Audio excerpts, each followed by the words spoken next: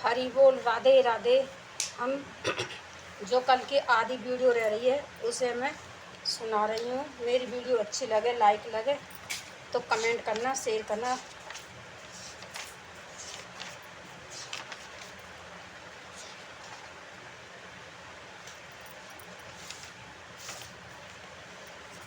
हरि बोल, राधे राधे बोलो, विष्णुपति नारायण की जय। चलो शुरू करती हूँ।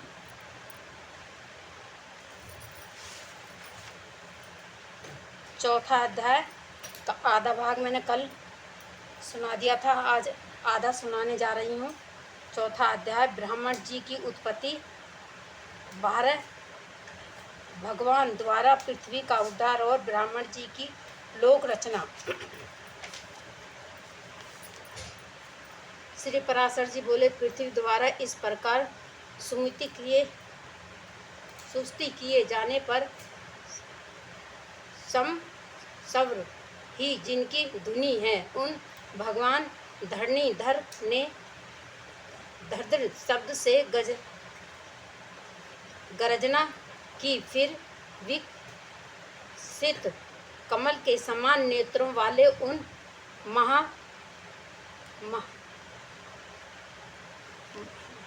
महान बहरन ने अपनी डांडों से पृथ्वी को उठा लिया और वे कमल दल के समान श्याम तथा नीलचल के दृश्य विशाल कार्य भगवान रसतल से बाहर निकलते समय उनके मुख के सवाद से छलकते हुए जल ने जनलोक में रहने वाले महान तेजस्वी और निष्पाप संदिग्ध मुनीश्वरों को भिगो दिया। जल बड़ा शब्द कहलाता हुआ उनके खुरों से विदृत हुआ, रसतल में नीचे की ओर जाने लगा और जनलोक में रहने वाले सिद्ध गण उनके सवाय वायु से विक्षिप्त होकर इधर उधर भागने लगे। जिनकी कुश्ती जल में भीगी हुई है, वे महान बरहार जिस समय अपने वेद में शरीर को कांपते हुए पृथ्वी को लेकर बाहर निकले, उस समय उनकी रोमावाली ने स्थित मुनि जन स्तुति करने लगे। उन निष्कंक और उन्नत दृष्टि वाले धराधर भगवान की जनलोक में रहने वाले संतनिक योगेश्वरों ने प्रसन्नता चित्त से अति निवृत्तापूर्वक सिर झुकाकर इस प्रकार स्तुति की।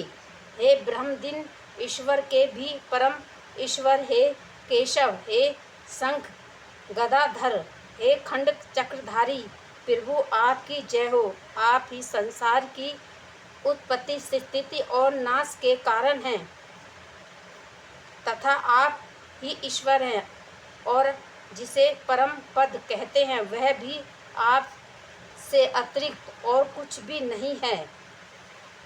हे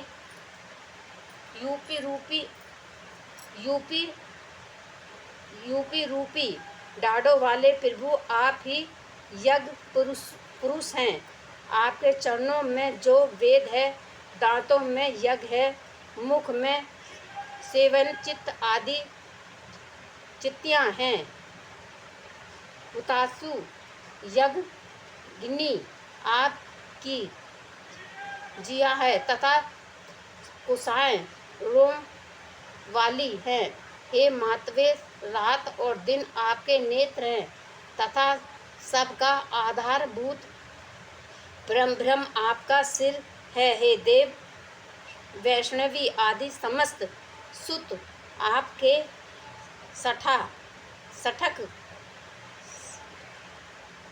सठक कलाप सकंद्र के रोम गुच्छे हैं और संग्राम हवि आपके प्राण हैं। हे प्रभु, सुतुक आपका तृण थूथनी है। सम स्वरूप धीर गंभीर शब्द है। प्राज्ञवंश यजमान गृह शरीर है तथा सत शरीर की सिद्धियां हैं। हे देव इष्ट क्षेत्र और पुरुत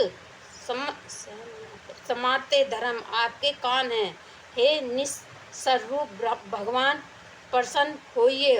हे अक्षर हे विष्णु मूते अपने पद प्रहार से भूमंडल को व्याप्त करने वाले आपको हम विश्व के अधिकारण समझते हैं।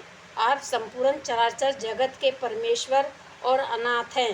अंत प्रसन्न होइए। हे नाथ, आपकी डाढ़ों पर रखा हुआ यह संपूर्ण भूमंडल ऐसी प्रतीत होता है मानो कमल वन को रोंगते हुए गजेंद्र के दांतों से कोई खिचड़ी में सना हुआ कमल का पत्ता लगा हो। हे नूपुर में प्रभाव वाली प्रभु, पृथ्वी और आकाश के बीच में जितना अंतर है वह आपके शरीर से ही व्याप्त है। हे विश्व को व्याप्त करने वाले समर्थ तेज युक्त प्रभु, आप विश्व का कल्याण कीजिए। हे जगपते परम मात्र सत वस्तु और एक मात्र आप ही है। आपके अतिरिक्त और कुछ भी नहीं है। यह आपकी ही महिमा माया है। आपसे जिससे यह संपूर्ण चराचर जगत व्याप्त है। यह जो कुछ भी मूर्तिमान जगत दिखाई देता है ज्ञान स्वरूप आप ही स्वरूप हैं। आपका ही स्वरूप है। जितेंद्रियां लोग भ्रम से इसे जगत रूप देखते हैं। इस संपूर्ण ज्ञान स्वरूप जगत को बुद्धिहीन लोग अर्थ रूप देखते हैं अथवा अंत ये निरंतर मोह में संसार सागर में भटकता रहता है भटका करता है। हे परमेश्वर, जो लोग सच्चित और विज्ञान वेतन हैं वे इस संपूर्ण संसार को आपका ज्ञान तम्य स्वरूप ही देखते हैं। हे सर्वोत्तम प्रसन्न होइए। हे अप्रेम यातनम, हे कमलनयन, संसार के निवासी के लिए पृथ्वी का उद्धार करने के हमको शांत प्रदान कीजिए। हे भगवान, हे गोविंद, इस समय आप सत्य प्रधान हैं। हे ईश्वर, जगत के उद्भव के लिए आप इस पृथ्वी का उद्धार कीजिए।